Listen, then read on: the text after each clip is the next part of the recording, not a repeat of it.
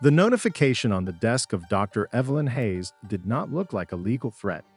It arrived as a brief system alert from her practice management platform, flagging a communications mismatch.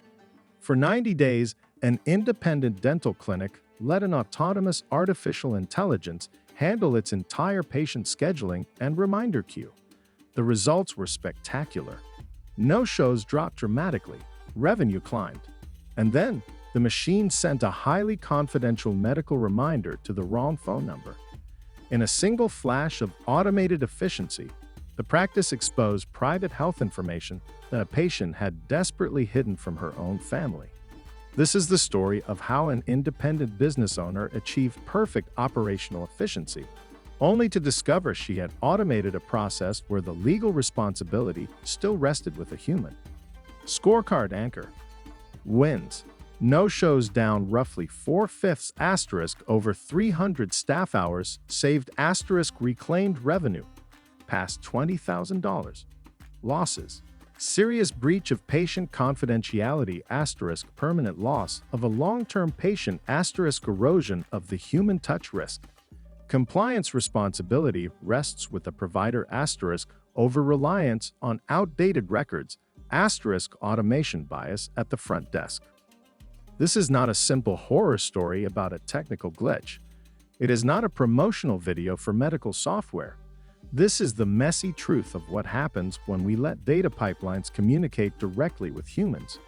By the end of this case study, we will look at the final ledger to reveal the single critical number that forced a veteran dentist to rebuild her entire business workflow.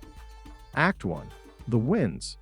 Dr. 𝐉𝐨𝐬𝐧 had operated a thriving independent dental practice in the Pacific Northwest for over 15 years. She was a meticulous clinician, but she was constantly battling the silent killer of dental economics, the empty chair. Cancellations and sudden no-shows are an absolute financial drain. Studies suggest the average dental practice loses roughly $25,000 a year to missed appointments. When a patient fails to show up, the overhead costs of the room, the hygienist, and the sterilized equipment remain exactly the same, but the revenue vanishes. Her 2 front desk receptionists spent over 4 hours a day cold calling patients, leaving unreturned voicemails and typing text reminders, a tedious, exhausting bottleneck.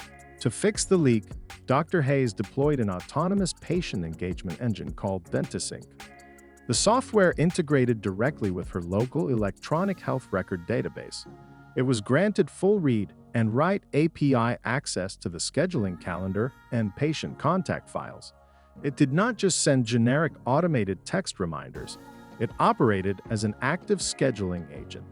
The software analyzed years of patient data, tracking how quickly individuals responded when they were likeliest to reschedule and their cancellation patterns.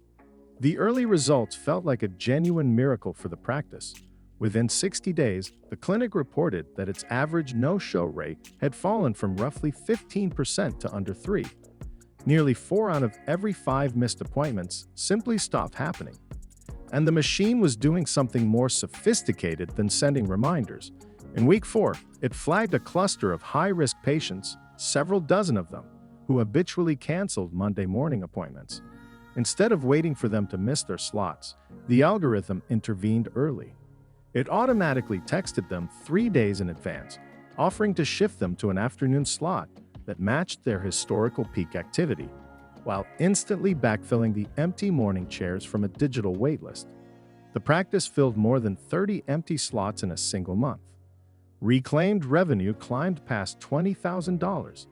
The front desk staff stopped making cold calls, freeing them to focus on welcoming people to the office.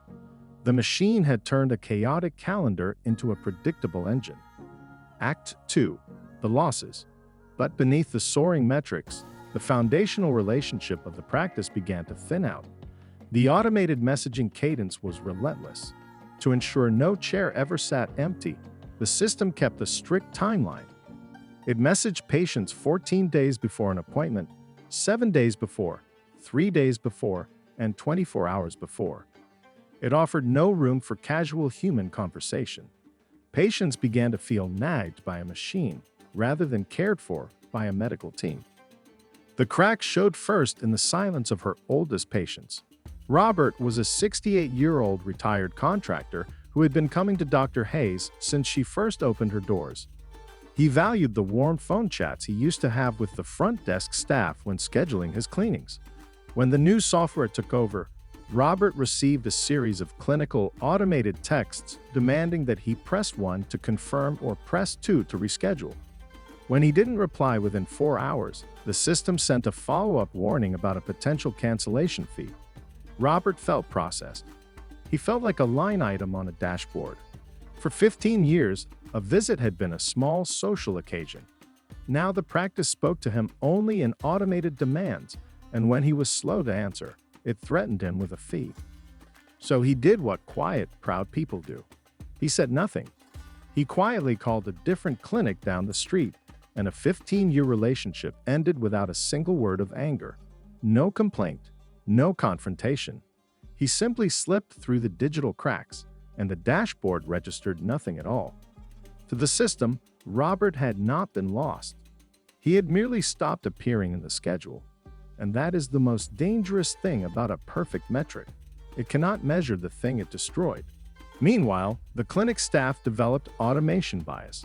Because the machine was handling everything so efficiently, the front desk team stopped looking at the patient communication logs. They trusted the dashboard. The vibrant, community-focused waiting room had been replaced by a silent digital funnel. The numbers looked pristine, but the invisible cost was quietly accumulating. Act 3. The risk. The system failure reached its turning point in month 3. A 24-year-old patient named Clara had scheduled an extensive multi-stage periodontal surgical procedure. Because of complex family dynamics, Clara had kept this treatment strictly confidential. She specifically instructed the front desk staff during her consultation to only contact her by her private email. But the automated system did not read staff notes or casual front desk agreements. It read the structured data fields inside the electronic health record. Clara's private email preference existed only in an unstructured staff note, a place the automation never looked. When the system triggered the clinic's 48-hour confirmation workflow, it pulled the primary contact number listed in Clara's record. That number was outdated. It was an old household line that had since become a shared family mobile phone, carried by her parents. The system sent an explicit, unredacted confirmation text detailing the date, time, and surgical nature of the procedure to that shared family phone. Clara's private medical information was exposed instantly to the very people she had chosen to keep out of her healthcare decisions. The fallout was immediate. It was not a graphic medical error. No one was physically harmed. But it was a serious privacy failure, and for Clara, the consequences were real. She called the clinic the next morning. Dr. Hayes took the call herself, and she would later say she had never felt so powerless in her own practice. There was nothing to undo. The message had been read. The information could not be recalled. A promise the clinic had made in person had been broken by a machine that never knew the promise existed. Dr. Hayes contacted the software vendor that same afternoon, furious.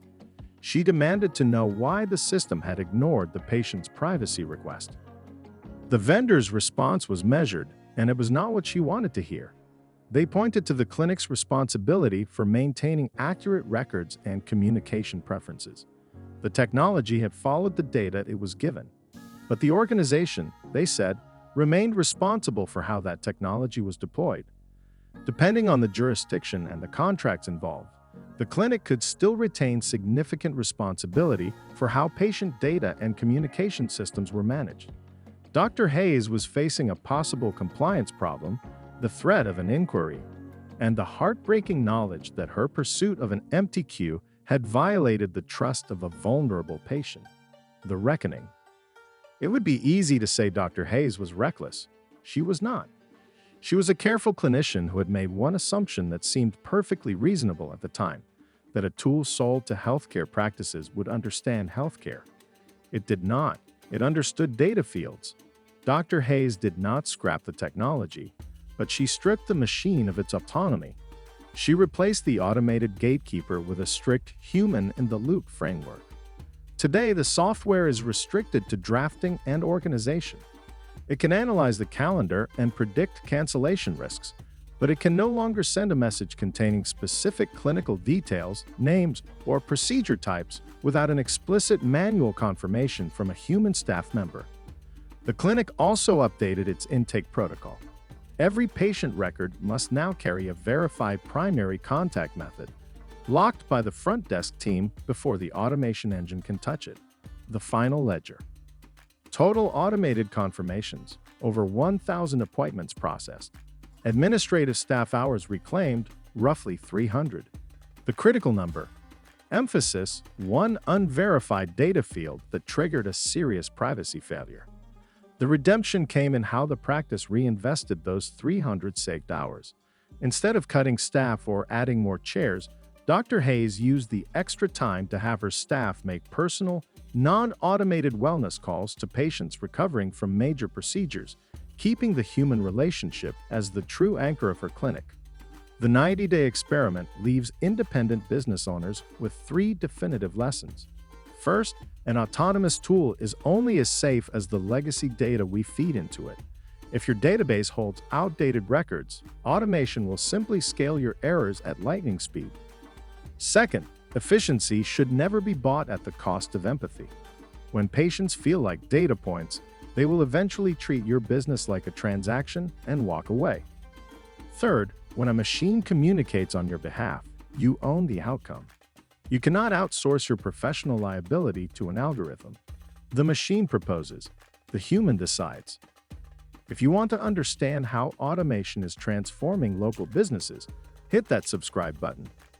In our next case study, we explore veterinary medicine, following an independent animal hospital that used an artificial intelligence scribe to streamline its chaotic patient records until a single missing context marker changed a critical prescription.